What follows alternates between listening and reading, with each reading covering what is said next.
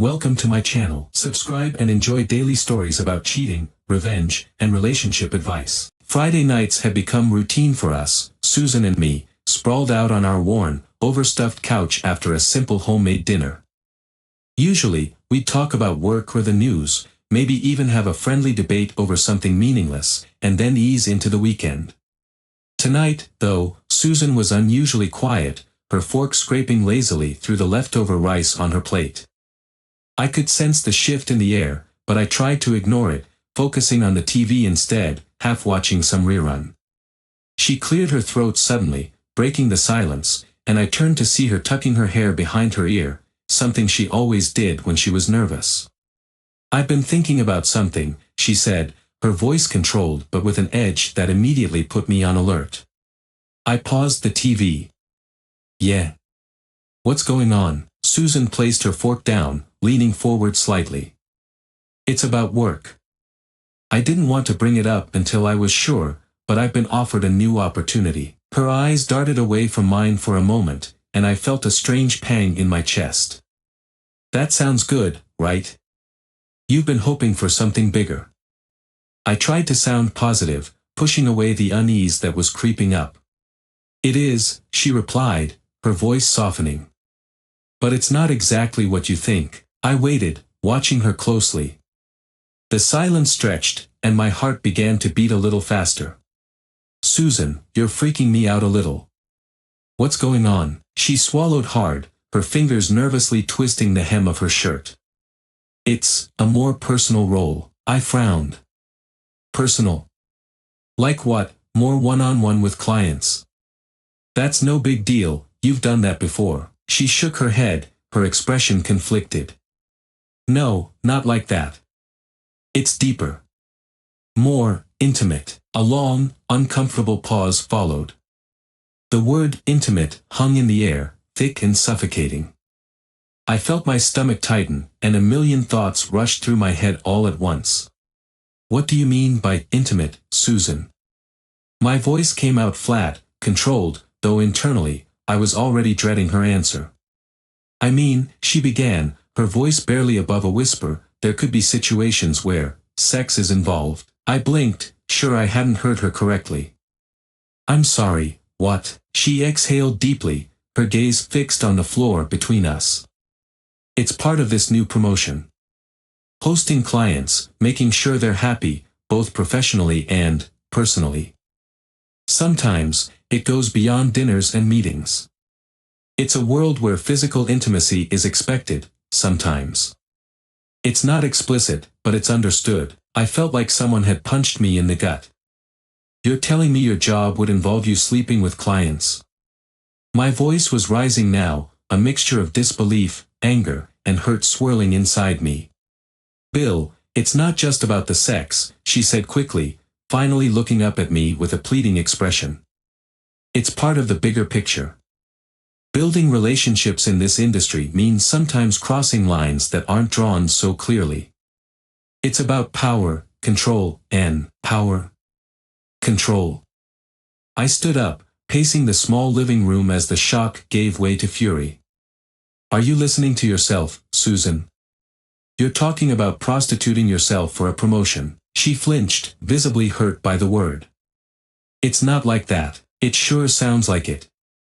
My hands were trembling as I ran them through my hair, trying to make sense of what she was saying. "We've been married for 5 years, Susan. 5 years. How could you even think about something like this without talking to me first? Hell, how could you even consider it?" "I didn't say I wanted to do it," she said defensively, standing up to face me. "I'm saying it's part of the world I'm trying to succeed in. This isn't about me wanting to cheat on you or anything like that. It's about what's expected if I'm going to break through to the next level." I stopped pacing and turned to face her, my chest tightening with a mix of anger and pain. "So you're okay with this? You're actually okay with sleeping with strangers because it's part of your job?" She hesitated, her lips pressing together as if she wasn't sure how to answer. "I don't know," she admitted finally, her voice small. "But it's something I have to think about. If I want to stay relevant, if I want to move up, I might not have a choice. I shook my head, my voice thick with emotion. You always have a choice, Susan. And if this is what you're choosing, then I can't. I paused, feeling my throat tighten. I can't be a part of it. Her face fell. Bill, please, don't make this about us. I'm not saying I'm going to do anything, but you're considering it. I cut in sharply, my voice louder than I meant it to be. And that's bad enough. What does that say about where we are, about what we mean to you? Tears welled up in her eyes, but she quickly blinked them away, her expression hardening. It's not that simple. You don't understand the pressure I'm under at work, the expectations. I've worked so hard to get here, and this is how it works at the top. No, I replied firmly, my voice shaking. This isn't how it works, Susan. This is a choice. And if this is what success looks like to you, then I want no part of it. She reached out to me, desperation in her voice. Bill, please. I love you. I'm just trying to figure this out. Can't we talk about this more, think about it? But I couldn't listen anymore. I couldn't stay in that room with her and hear any more of this. The woman I had married, the person I thought I knew better than anyone, was talking about sacrificing our marriage for some twisted version of success, and it was breaking me. I grabbed my jacket from the chair, my mind already racing with the need to get out, to breathe, to think. Where are you going? She asked, her voice cracking as I headed toward the door. I don't know, I said, barely looking back at her. But I can't stay here. Not right now, Bill. I stepped out of the apartment before she could finish, the door closing behind me with a hollow thud. The cool night air hit my face as I stood in the hallway, trying to steady my breathing, my thoughts. Inside, I could hear Susan sobbing softly, but I couldn't go back in. Not tonight. I walked out into the city, my head spinning with a painful clarity I hadn't expected. Something had shattered between us, something I wasn't sure could ever be fixed. The weight of the argument with Susan pressed heavily on me as I descended the stairwell from our apartment. Each step felt like a countdown to some unknown fate, and the cold metal of the railing seemed to echo the harsh reality of our situation. I could hear the muffled hum of the city outside, but all I could think about was the unbearable silence of our living room, the look of betrayal in Susan's eyes. I reached the street and walked aimlessly, my mind racing. I had no destination in mind, just a need to escape the confines of our apartment, of our life together. The familiar comfort of our neighborhood seemed foreign now, each shop and street lamp a reminder of how things had disintegrated. Finally, I found myself at the local bar, a place I hadn't visited in years. The neon sign flickered weakly, casting a hazy glow over the sidewalk. The bar was a relic of my younger days, a place where I'd meet friends and unwind before life had become so complicated. I pushed the door open, the familiar scent of stale beer and old wood greeting me. The bartender, a man who had seen his share of broken hearts and lost souls, nodded in recognition. Hey, Bill. Been a while. Yeah, I said, sliding onto a bar stool.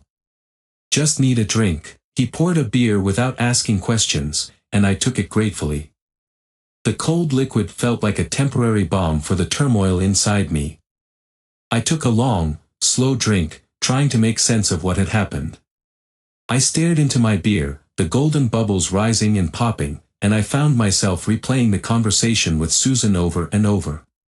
Man, you look like you've seen a ghost, said Dave, a guy from work who had also ended up at the bar.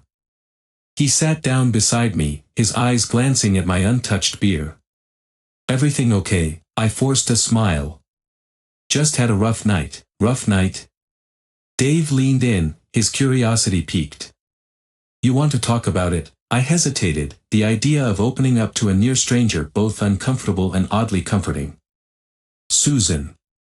Susan got a promotion at work, I started slowly, unsure of how to articulate the gravity of the situation. But it's not just any promotion.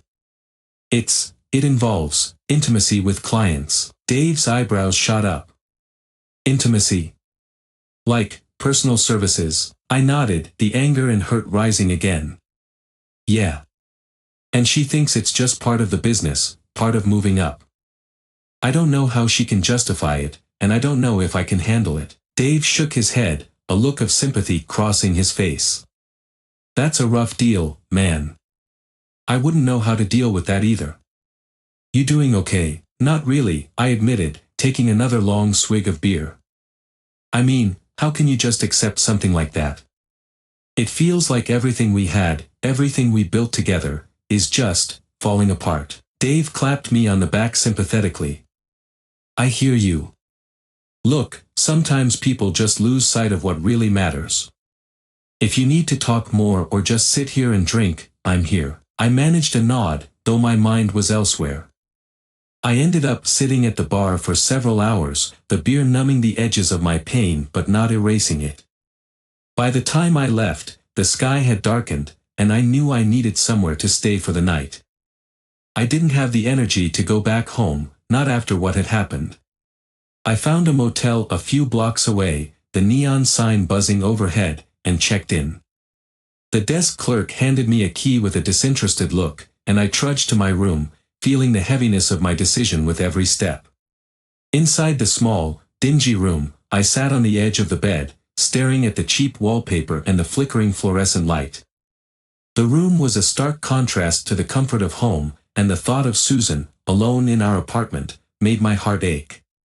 I pulled out my phone, staring at it as if expecting it to ring with some miracle solution. There were missed calls and texts from Susan, but I couldn't bring myself to read them. How could I explain to her that I was not just hurt but utterly lost? How could I make her understand that the thought of her potentially being with other men was too much for me to bear? A knock on the door startled me. I looked through the peephole to see the motel clerk, who handed me a small envelope. It was a note from Susan, slipped under my door while I was out. I hesitated before opening it, knowing it would bring more pain but also a flicker of hope for understanding. Bill, the note began, I'm so sorry. I didn't mean for things to get so out of hand. I want to talk, to figure this out, but I understand if you need space. Please call me when you're ready. I love you. I folded the note and put it back in the envelope, feeling the tears sting my eyes. I wanted to call her, to work things out, but the fear of what the future might hold was overwhelming. I needed time to think, to clear my head. As I lay back on the bed, the room felt colder and lonelier.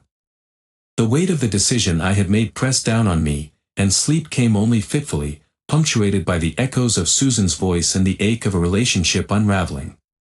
I knew I had to face the future alone for now, but the uncertainty of it all was a heavy burden to carry.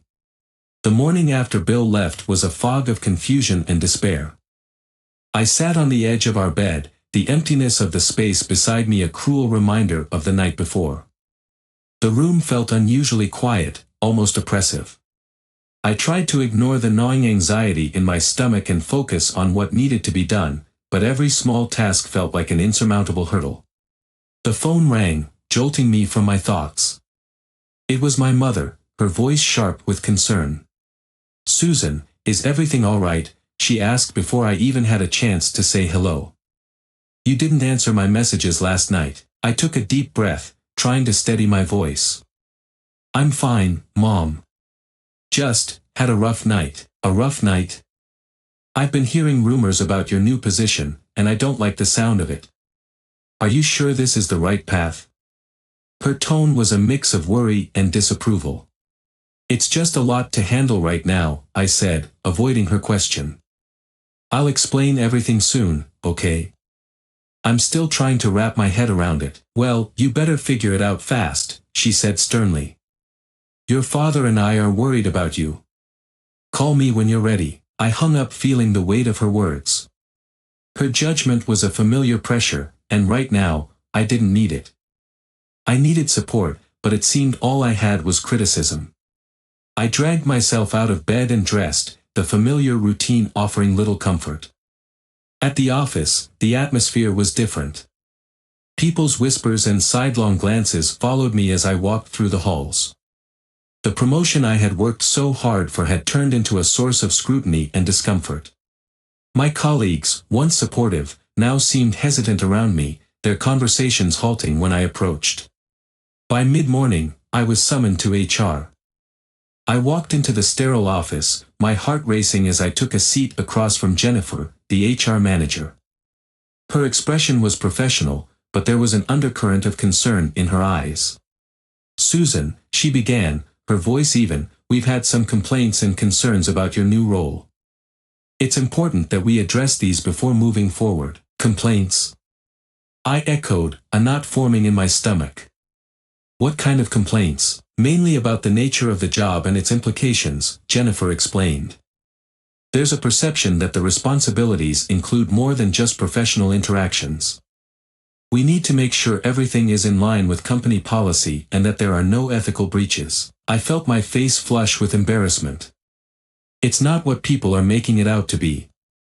I'm not doing anything illegal or immoral. I'm just trying to succeed in a very demanding environment." Jennifer nodded, but her expression didn't change. "We need to ensure that all activities are above board. It's our duty to investigate these matters thoroughly. I understand that it's a difficult situation, but we need to proceed with caution." I left the meeting feeling more defeated than ever. The scrutiny from HR was just the beginning. The once promising opportunity had now become a source of stress and potential scandal. The following days were a blur of anxiety and sleepless nights. I tried to reach Bill, but his phone went straight to voicemail, and he hadn't responded to my messages. The silence was deafening, and the realization that our marriage might be over began to sink in more deeply. I was working late one evening, trying to catch up on my responsibilities and distract myself from the emotional turmoil, when Claire, a colleague and friend, stopped by my office. "Hey, Susan," she said gently, stepping into the room with a cup of coffee in hand. "I heard about the situation. Are you doing okay?" I looked up, surprised by her kindness. "Honestly, Claire, I'm not sure. Everything feels like it's falling apart. Bill's moved out, and now HR is breathing down my neck. I'm just struggling." Claire set the coffee on my desk and took a seat. "I can't imagine how hard this must be for you. But you're strong. You've handled tough situations before. Maybe talking to someone, like a counselor, might help." I shook my head, my eyes stinging with tears. "I don't even know if I can fix this. I don't know how to get Bill back, and I don't know if I even want to keep this job anymore." "Sometimes it helps to take things one step at a time," Claire suggested. "Focus on what you can control. Maybe start with a professional who can help you work through your emotions and the practical aspects of your situation." Her words were a small comfort, but they didn't erase the feeling of overwhelming despair. As I sipped the coffee she'd brought, I realized that Claire was right about one thing: I needed help. I couldn't navigate this chaos alone. That night, after returning home, I made an appointment with a therapist, hoping that speaking to a professional might provide some clarity. But even as I reached out for help, the doubts and fears about my future loomed large.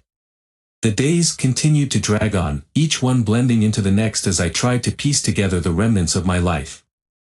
The sense of failure and regret was suffocating, and every interaction with colleagues and friends felt tinged with a sense of pity or judgment.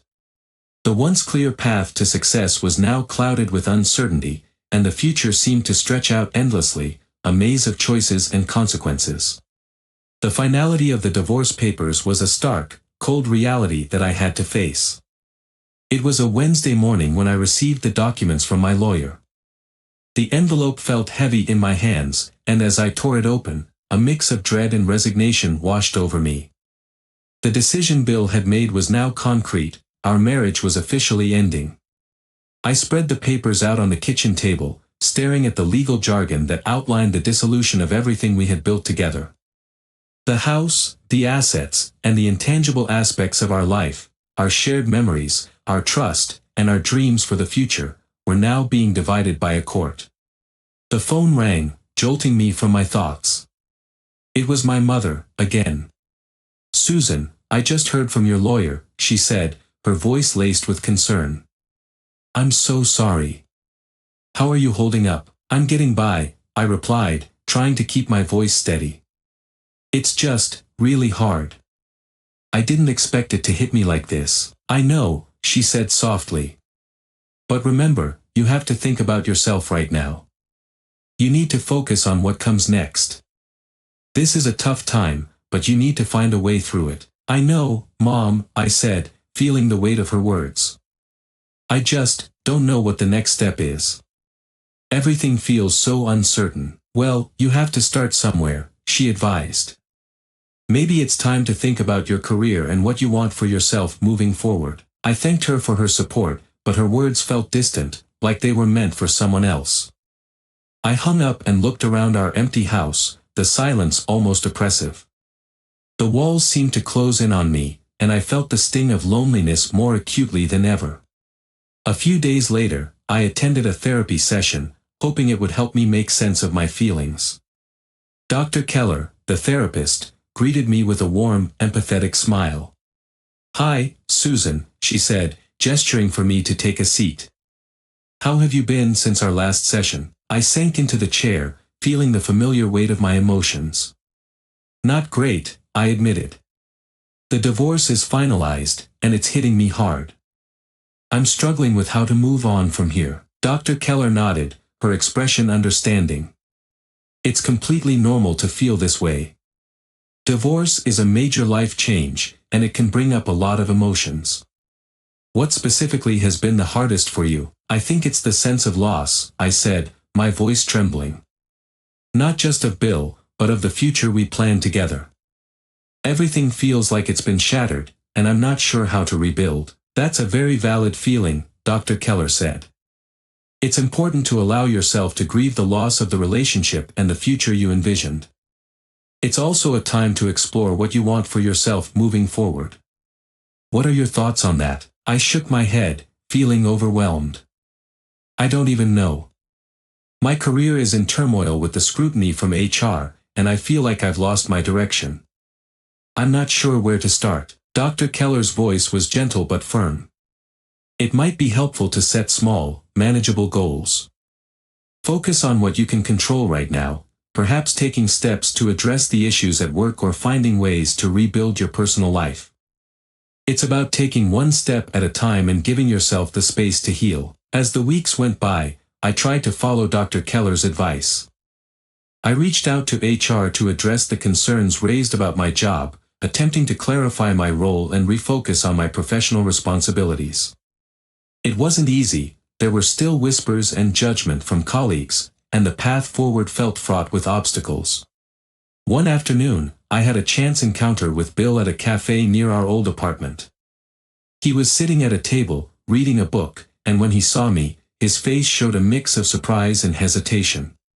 "Bill," I said, my voice catching slightly. Hi, Susan," he replied, his tone guarded. "I didn't expect to see you here." "I didn't mean to intrude," I said quickly, taking a seat at a nearby table. "I was just grabbing a coffee." He nodded, but there was a long pause before either of us spoke again. "How are you?" he finally asked. "Getting by," I said. "It's been tough.